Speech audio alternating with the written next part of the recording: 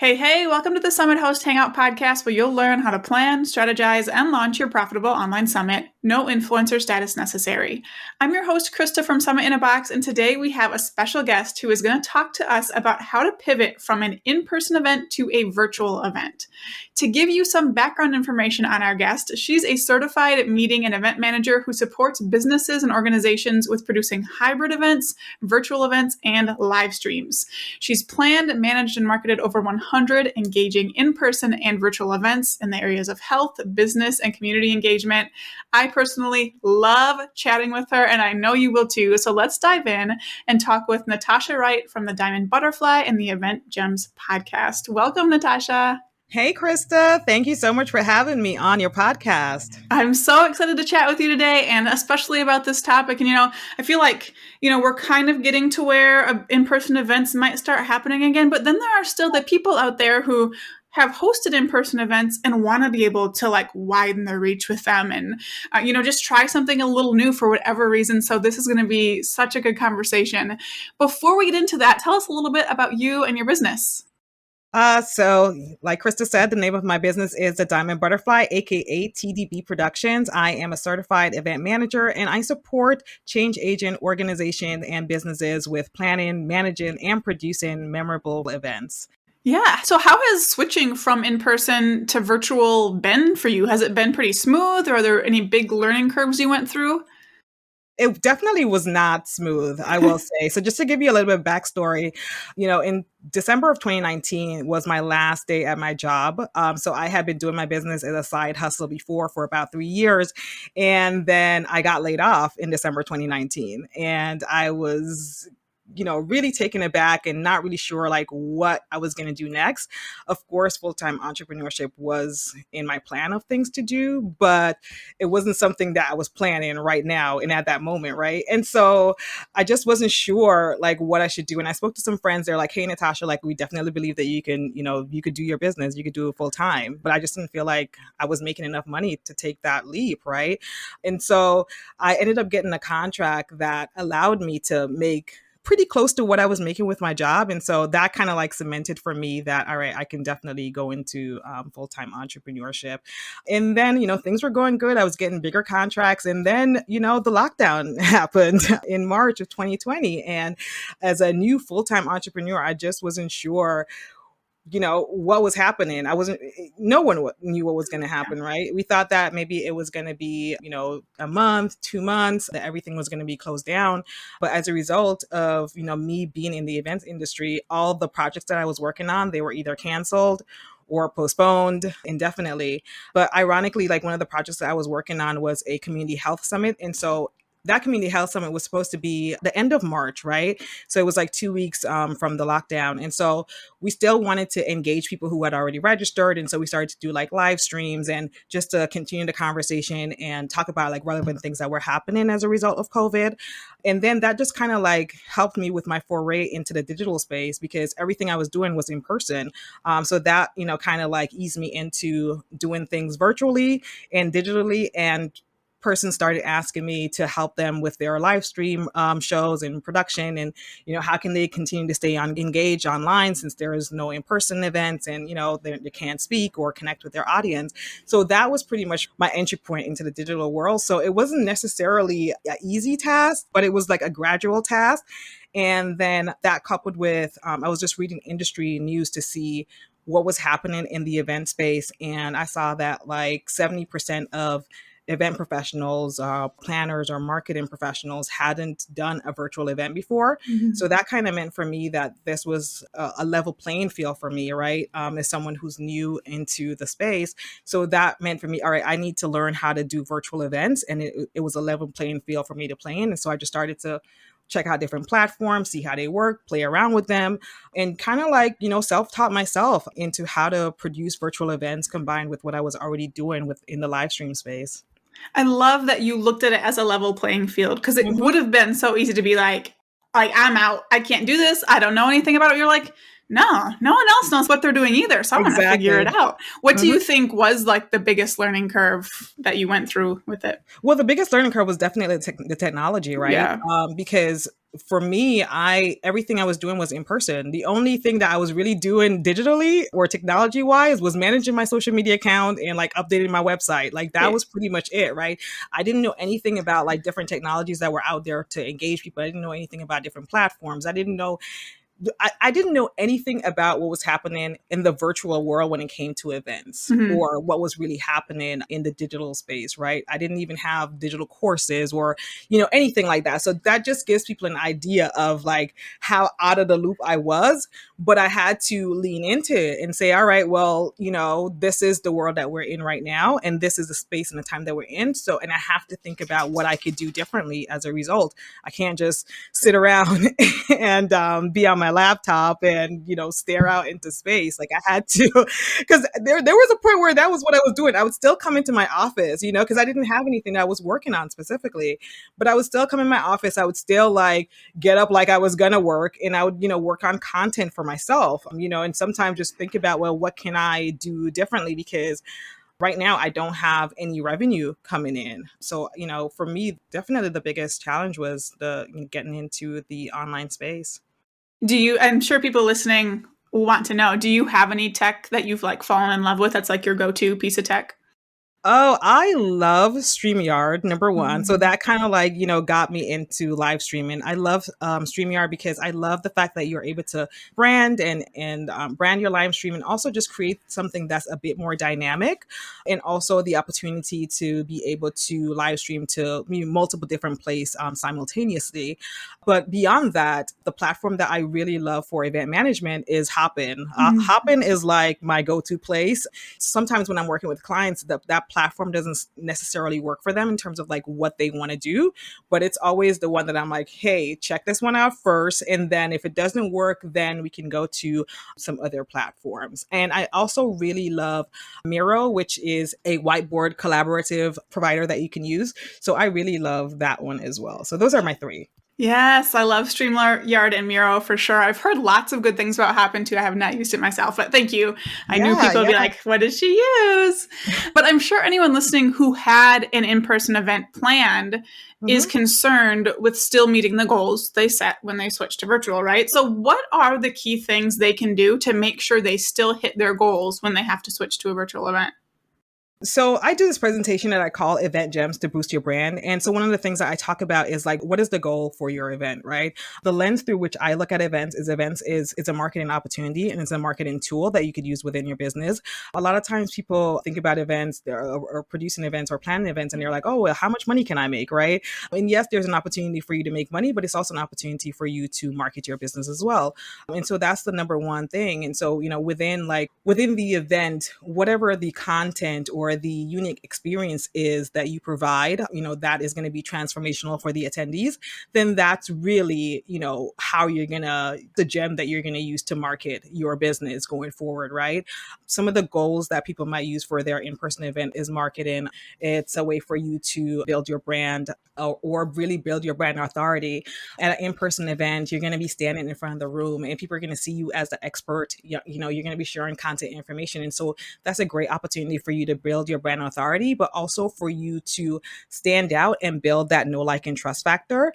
And of course, it's a great way for you to generate leads, right? So you're generating leads, and it's a great way for you to also amplify your brand on social. If people come to your event and they have an amazing experience and it's great and the vibe is wonderful and they're feeling great, like they're going to want to share it on social media, right? So you're going to get a chance to really connect with people that you probably wouldn't have otherwise been able to. So with all those goals in mind, typically like those are the goals that people have for their in-person event. And it's absolutely something that you can transfer to the online or virtual space. The difference is you would just have to design the event in a different way, so it's not going to be the exact same thing. People aren't going to be dancing on the dance floor, if you have like a break or an engagement or something like that, or if you have like a makeup artist, like they're not going to be able to interact or engage in that way. But you can think about, what can I do in the virtual space to allow for that to happen? So we talked about Miro.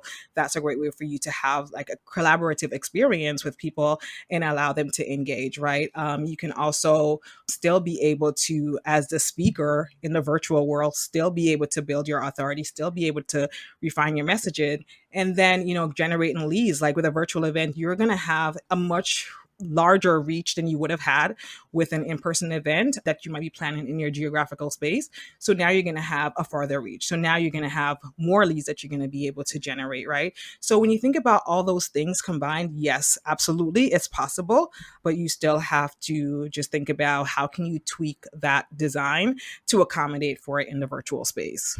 Yeah, I love that. So, like, thinking on what the goals were for your in person event, how you were going to meet them, and how Mm-hmm. those can be translated to virtual, keeping in mind that some things won't work as well. But there are also those added benefits of being virtual, like you mentioned, of like just the wider reach by itself can be Mm-hmm. huge. So, yeah, I love that. There's so much opportunity to still hit the goals, but you're going to have to sit down and think about it and kind of map out how that's going to work. Exactly. And if you're someone who you have been planning events before, you're thinking, all right, well, I can approach it in the exact same way.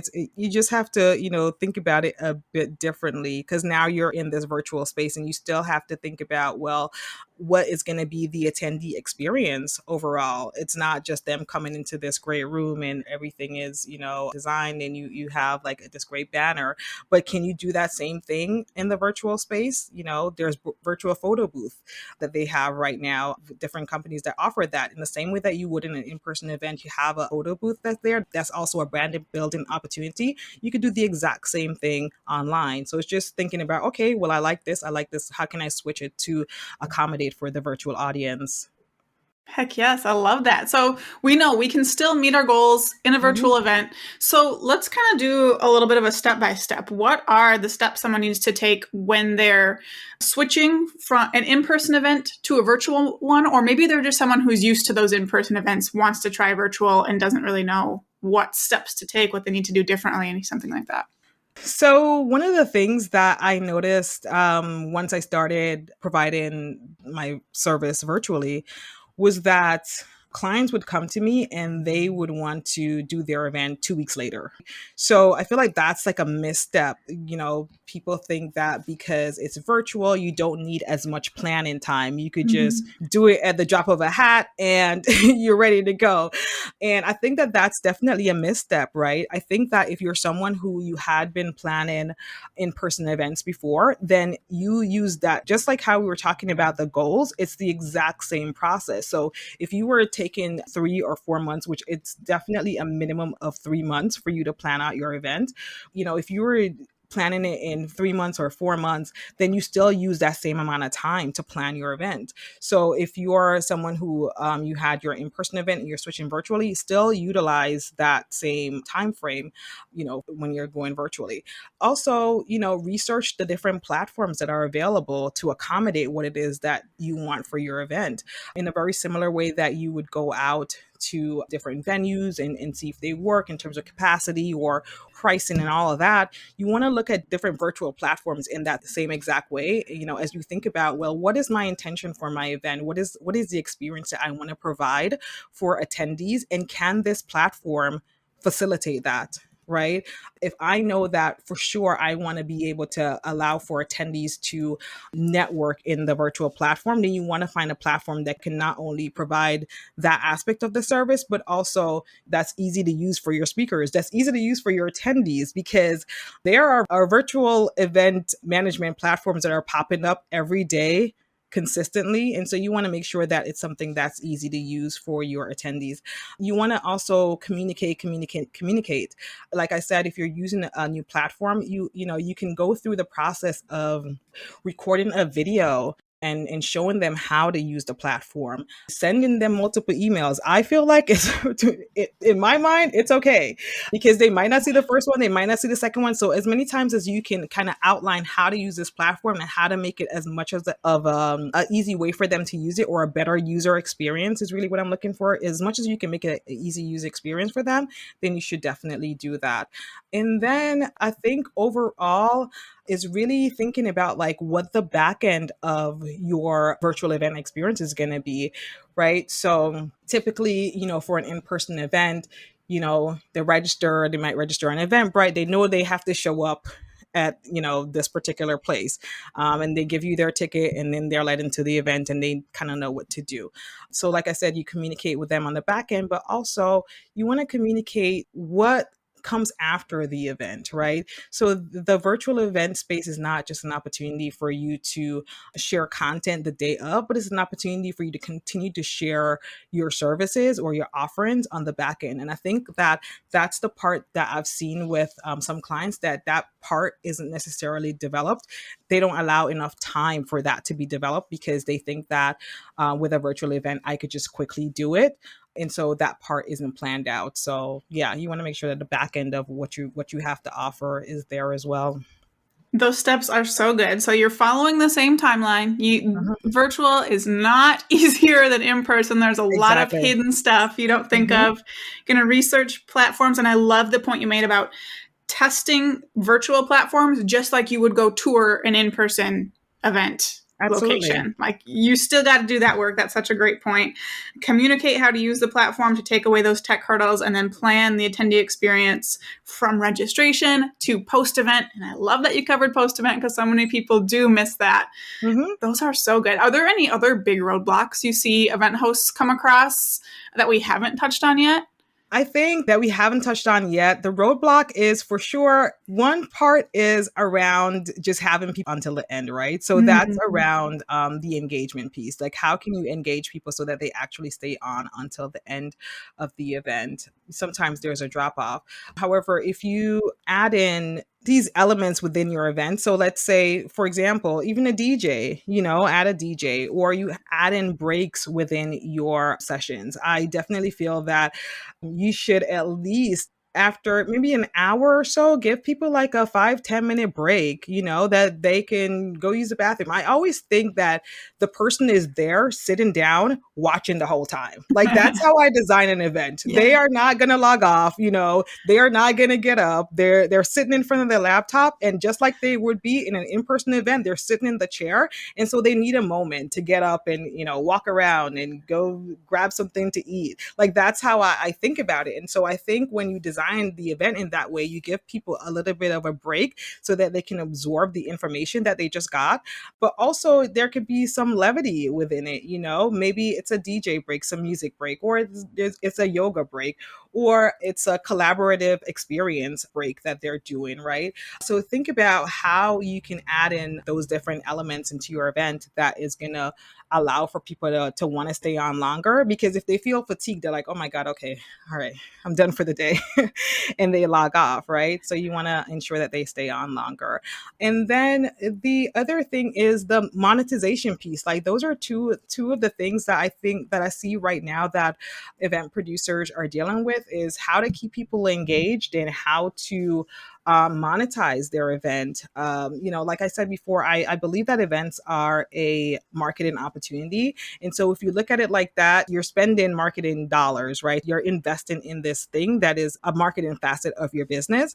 And so the monetization, I think sometimes event producers are thinking, all right, I'm going to make the money right away. And the money doesn't necessarily come up front, but, kind of like what we talked about before, is that, if you plan your back end, then that's going to be where there's an opportunity for you to make money, or for you to further down the line, sell a program or course or something else that you have to offer. But you're going to be able to continue to nurture that attendee or that audience in that way. Absolutely. I just did a launch of my program, and I was seeing people join who had found me through the virtual summit I hosted, like, I think 9 months ago. And Wow. now they're finally, they've been Hmm. nurtured long enough to be ready to join now. So that summit is still paying off. Yeah. So yeah, definitely keep that in mind for virtual events, that even if you don't see, you don't hit the big, huge goals you had set in the beginning, it doesn't end there. It keeps going. I love that you made that point. And I'm so glad you brought up engagement too, because I had a Yeah. question on that and I missed Mhm. it, and you totally nailed it. So thank you so much for that. Awesome. Awesome. So what is the biggest takeaway you want listeners to get from what we talked about, or an action step you'd like them to take, anything like that? The biggest takeaway I would say is events are a lot of work. Right? Mhm. It's a lot of work, it's a lot of steps. So you definitely want to make sure that you plan out those steps. Think about like what your intention is for your event and how are you going to be able to achieve that. And then the other part is, if you need support or if you need help, to hire someone, right? Because I think that a lot of times as small business owners, we feel like we could do everything ourselves. And I definitely say that I'm one of those people, I can do it all, but I have to realize that I can't do it all. And sometimes I need help. And, even if it's collaborating with another business owner or another organization, to add that additional layer of support or additional layer of marketing, just think about how you can get support to really follow through with the intention of what you set out for your event. And then the other thing is, I would just say is, when you think about one of the things that I read recently is that there is a 400% increase in the event tech space, right? Wow. You're seeing all these companies.